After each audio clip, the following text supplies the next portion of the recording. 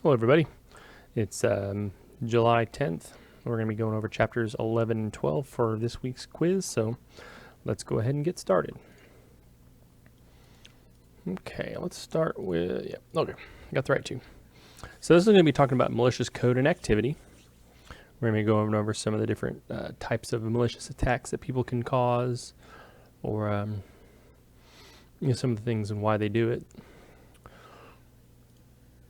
And this chapter goes in pretty far into it.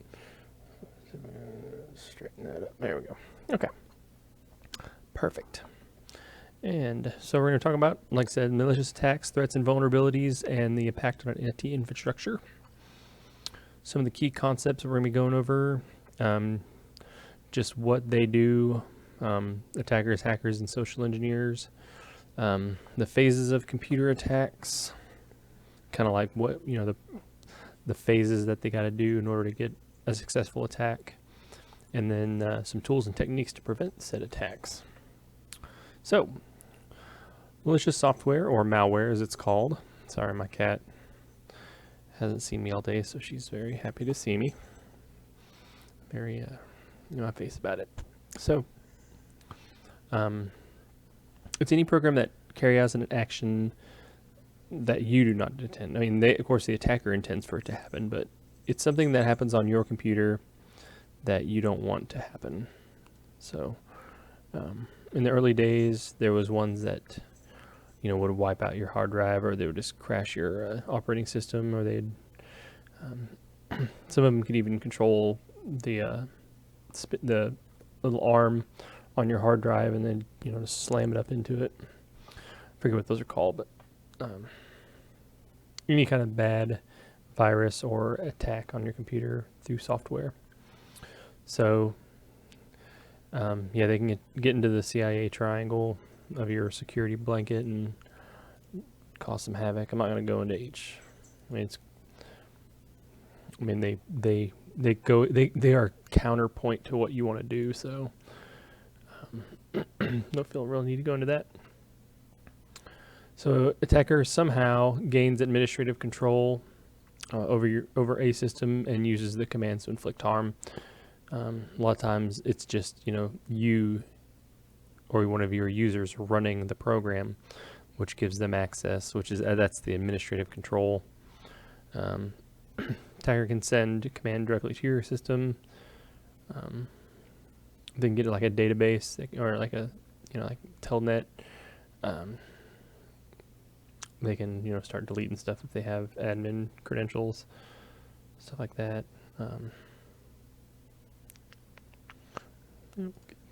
So what kind of malware are we talking about? We got viruses, which are just, programs that infect software or programs and cause damage. Spam, which is just, send this email to 10 people and get 10 years of money free, or the spooky skeleton will get you, just all. Remember those chain mails? Those were spam or hoaxes. I think the book refers to stuff like that, like chain or spam, or hoaxes or myths. Like, if you don't send this, you'll get spooked by the ghost. Stuff like that. So, hoaxes and myths are part of that. Worms, which are more the network viruses, they replicate on their own and send themselves around your network. Trojan horses, like we said before, are free music player, and you install it, and it's not a music player. It's a virus. The best Trojan horses will work well as a software or a music player, but also send key logs to whomever. So they're crafty. Logic bombs usually implanted by disgruntled employees or employees who have a very high sense of themselves. They'll put code in, and if they're ever terminated, they'll set it to go off after a period of time. So it's not really easy to link to them, and they usually hide it. But it's just kind of a different kind of payload.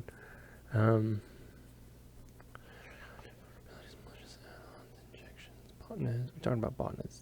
Talking about denial of service, spyware, adware phishing.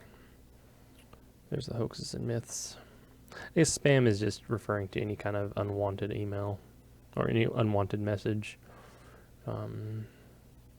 Phishing.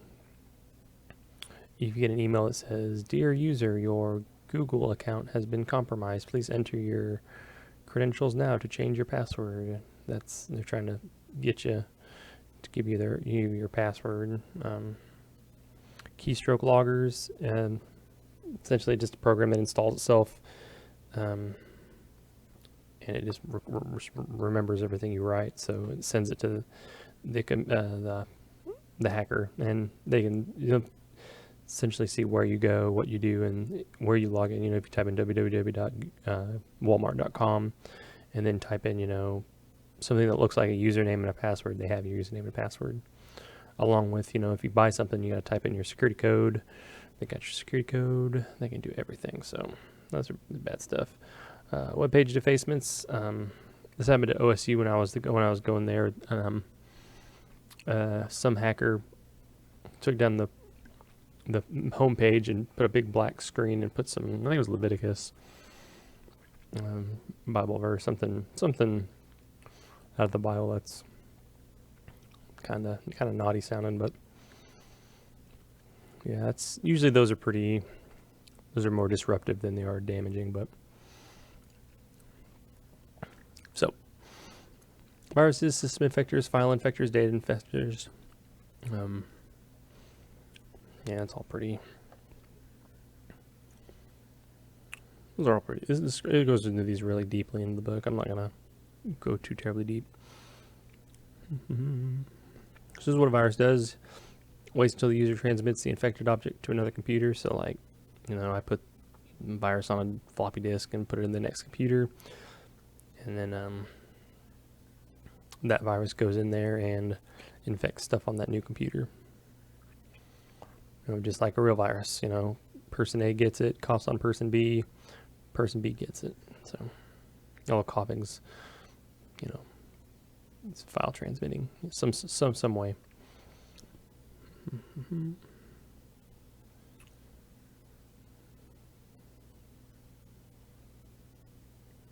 So yeah, virus handler kind of injects itself in between the application and the OS and do various things.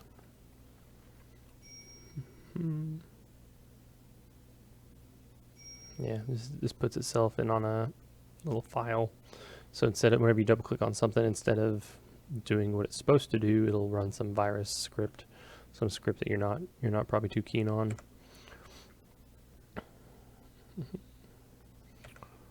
Yeah, there's a whole bunch of different kinds. Polymorphic, stealth, or armored viruses usually hide themselves.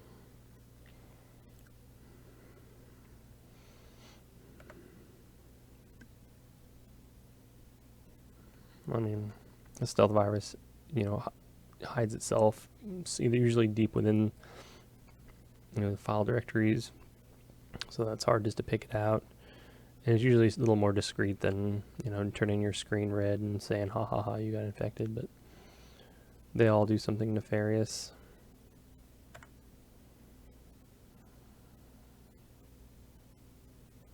That's pretty neat, I guess.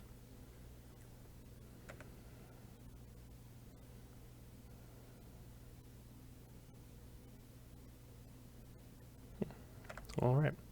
So rootkits. Rootkits are pretty damaging to your systems. It's malware that replaces one or more of the existing programs to hide the fact the computer, has a virus. Modify parts of the operating system, so essentially it hides itself deep in the computer, and it gives people access to your computer. So if you're part of a network, you can spread that stuff around pretty easily, and they're very, very difficult to remove because usually you have to remove system files, or you have to replace system files because they've embedded themselves, and that's pretty rough. Ransomware, we had a scare not too long ago with the WannaCry. That's a ransomware. It'll lock up your stuff and then ask for money to unencrypt it. CryptoLocker was the very first one of those. Spam, yeah, it's just time consuming, resource consuming, bandwidth consuming, especially on like a enterprise network. You got to deal with that all day long. Make sure your people aren't clicking on the links. Like I said, worms are kind of like unlike viruses, they don't require a host program, so they kind of just propagate on their own using the computer network. Yeah, kind of like a tapeworm, I guess. Worm stems from the fact that worms are programs with segments working on different computers, all communicating over a network. It's kind of gross.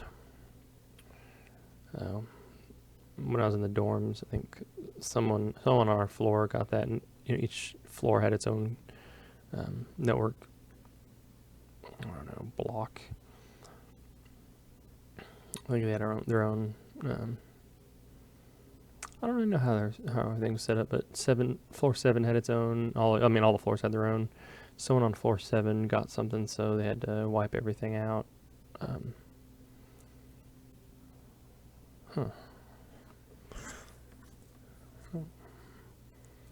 Someone else had a server going.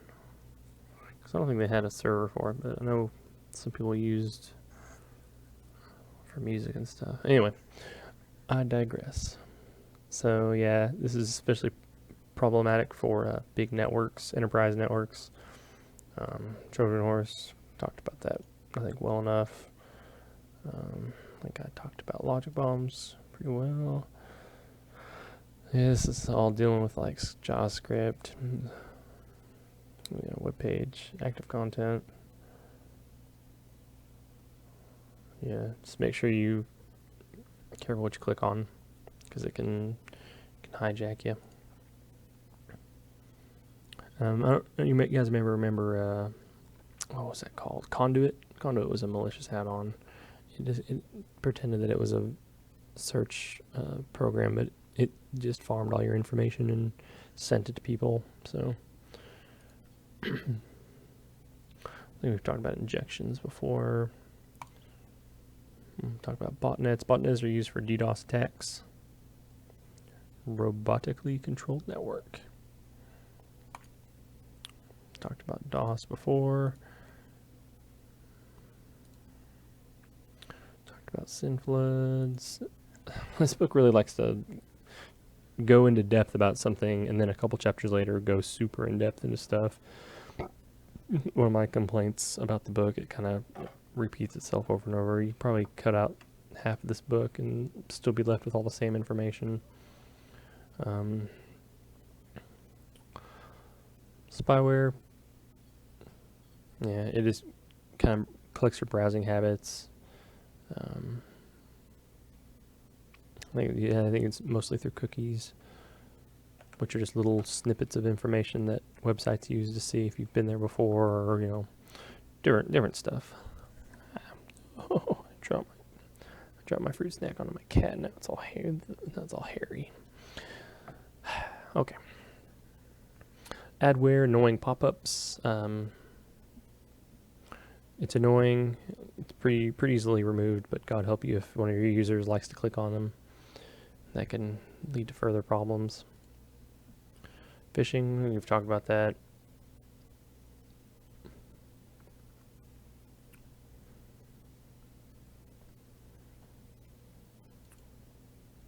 Talked about keystroke loggers. Yeah. So what, how to recognize a hoax.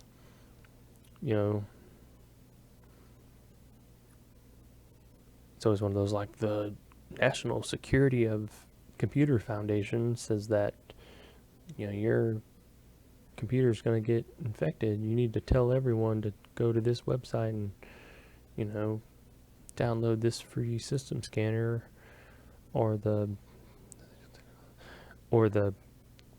heteroscedastic points of the plot will not be sent unless you send it to 10 people. Stuff like that. That was terrible. We'll just move on. Homepage hijacking. I remember back in the day, you'd go to a website, and you close your web browser to open it back up, and then you're on a site that you didn't particularly want to go to.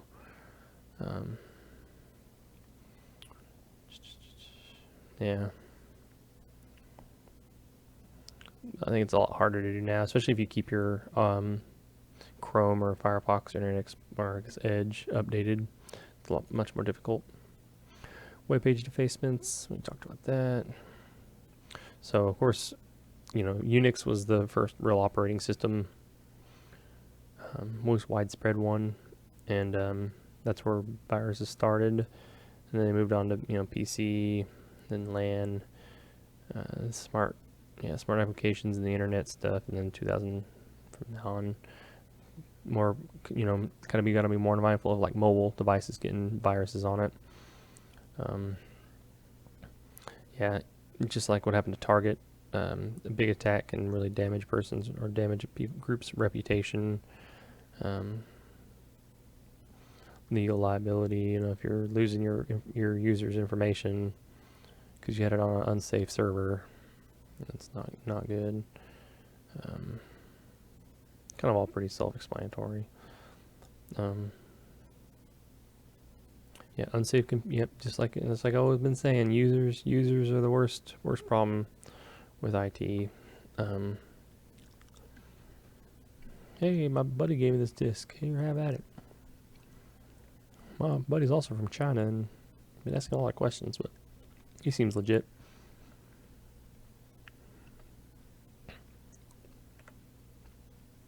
So what do people do? Why are there hackers? Why do people want to hack? Money, the obvious answer. Fame, political beliefs or systems. Go anywhere you want with that, but revenge. These are pretty much core the reasons why anybody does anything. Wars have been fought over stuff like this. It's no different from these kind of people. So, and there's some of the purposes of attack: deny availability, modify data, get export data. Not really sure what launch point is. Doesn't sound important though. An unstructured attack, a structured attack. It's either going to be structured or unstructured. I guess it could be some shade of gray between those two, but. And then direct, indirect, either those are useless,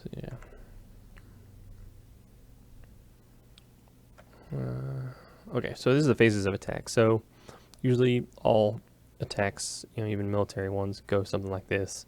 Reconnaissance and probing, where are they weak at? Where is there an opening? And then gaining access, let's get into the castle. Let's storm the keep. How are we going to get in?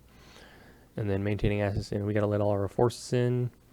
Then covering your tracks, make sure, at least it was a subterfuge, make sure you can get out and not know that they were there, or not pointing back to whomever did it. So I guess this is more like an assassination if you wanted to put it in more military terms, but those are the phases of attack.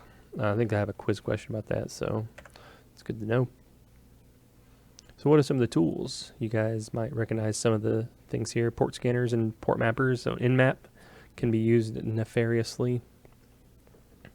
A lot of stuff you've used on those can be used for both good and evil. Gain administrative rights to system. Hopefully there's some way to do that. That's kind of your ultimate goal. And remove any kind of, so if you're gonna, if you're wanting to steal information from, like a competitor, you're going to want to steal it without pointing it back to you, otherwise you're going to get in trouble. Or, if you're a hacker, you don't want it to come back on you that you hacked, the FBI or whomever, because you'll get in trouble. So, tools, yeah, what do you want to do? You want to get, updates are good.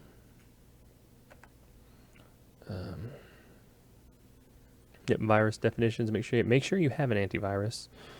That's good stuff. Firewalls, IDS on your hosts. I'm not a huge. I think antiviruses are for your computer and firewalls for your network. I don't think a software firewall. Like I said, they're already there. But that is a right answer. Maintaining logs, make sure logs can show you a lot, kind of what's going on, what's happening.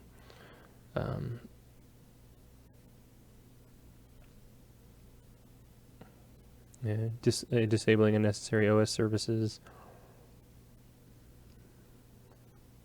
Yeah, make sure you download updates from Microsoft, not Microsoft. So, creating choke points on a network, that's your firewalls. Make sure everything funnels through and doesn't have a way around through your defenses. Honeypots can be used on your network. Essentially, you put a system out there, kind of on the outskirts of it. Maybe just honeypot firewall. So kind of attackers have something to kind of go for. It's kind of a bait. You can actually use it offensively. You can have that honeypot, and they get in there, and you can install. You can have, if they take information, you can have, viruses yourself that whenever they take the stuff and run it, it infects their computer. So a lot of cool stuff you can do with honeypots. There's something HoneyNet, I think, is you have a whole bunch of different computers that are all honeypots, but that's essentially what that is. It's just bait. It's something to get hackers to go after instead of your actual systems. He probably talks about that eventually. He always jumped the gun. Yep.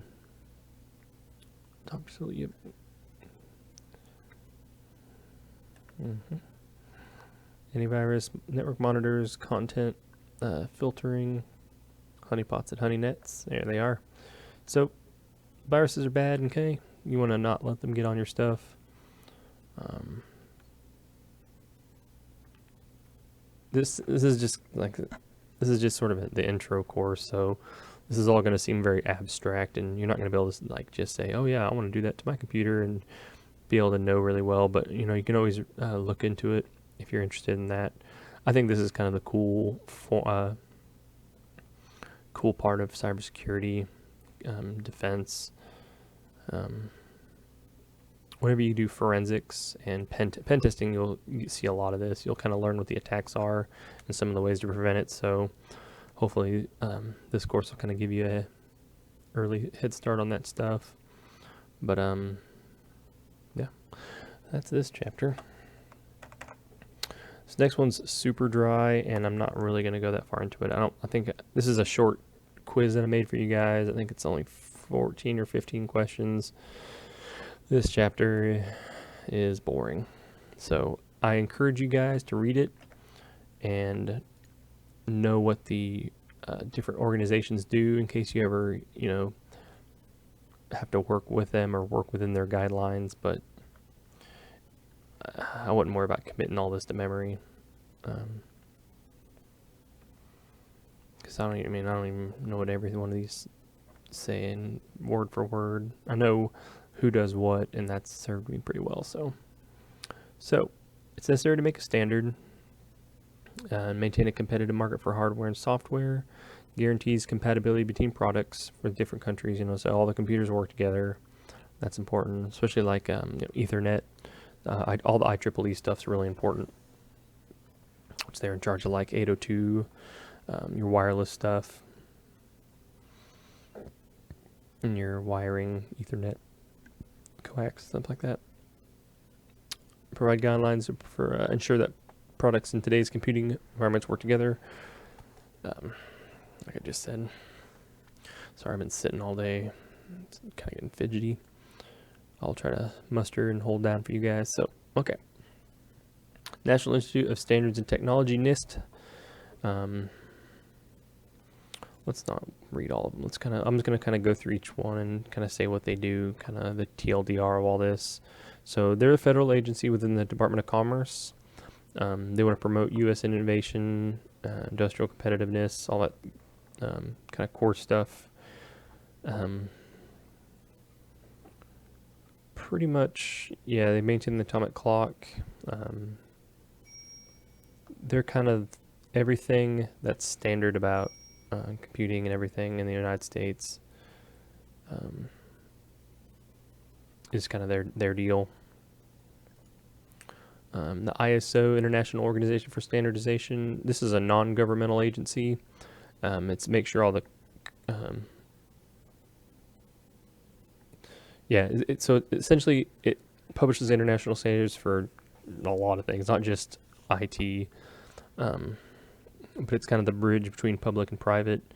They made the OSI model, which for network gurus, that's going to be kind of a big deal. You know, the please do not throw sausage pizza away. That model is something they came up with, and I still use it at work and everything. There's that, and there you go. IEC, they work together with ISO. They're more of kind of the higher like engineering style stuff, power generation, telecommunications, networking, hardware, stuff like that, so that everyone can use it. And, you know, one vendor can talk with another vendor and everything, or one country's stuff can talk to another country's stuff. So W3C, they work a lot of standards like CSS, HTML, I don't know what SOAP is, and XML markup language. And they kind of make sure that, you know, everything is within those guidelines, so that, again, everything works together as a standard.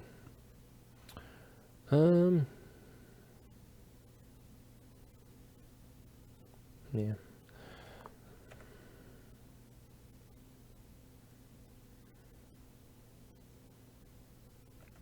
Sure.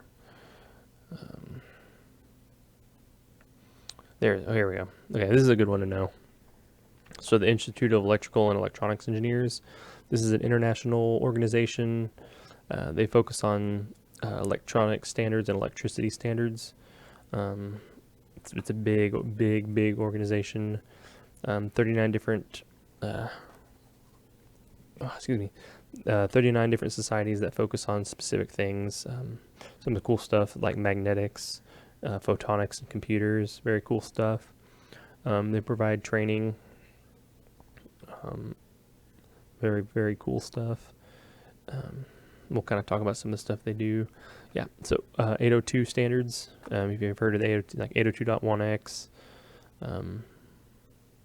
802.3 Ethernet, 802.11. That's all your wireless. You know, A, B, G, N. Most of us probably have an N router at home. That's all their standards. So yeah, very cool stuff. That's definitely a good one to know.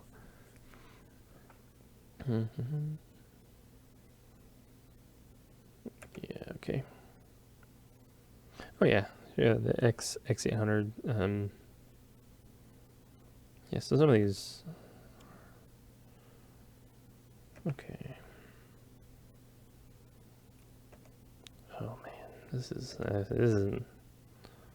isn't my favorite chapter to go over. Like I said, I don't ask a whole lot. I ask the key organizations that you should know.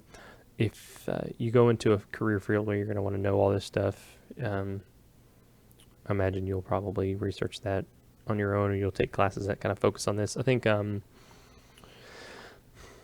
e-commerce. E-commerce. I forget the name of the class here at Rose, but it's I don't know. There's one that goes into all these different kind of standards and systems, and you'll learn a lot about it through that. But this is just, there's so much stuff, and there's so much information that each one of these people do. It's almost impossible to memorize all of them.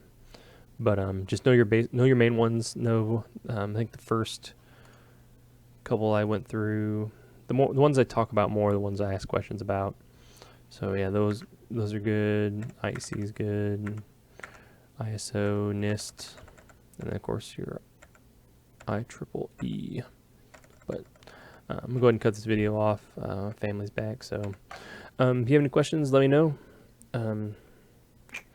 Read the book, take the test, pass the quiz, or read the book, watch the video, pass the quiz. You guys are doing great for the most part. Like I said, if you guys just put a little effort, we're almost there. Well, we just got this week, next week, and then the final. So you guys got this. I believe in you, and we'll see you later, or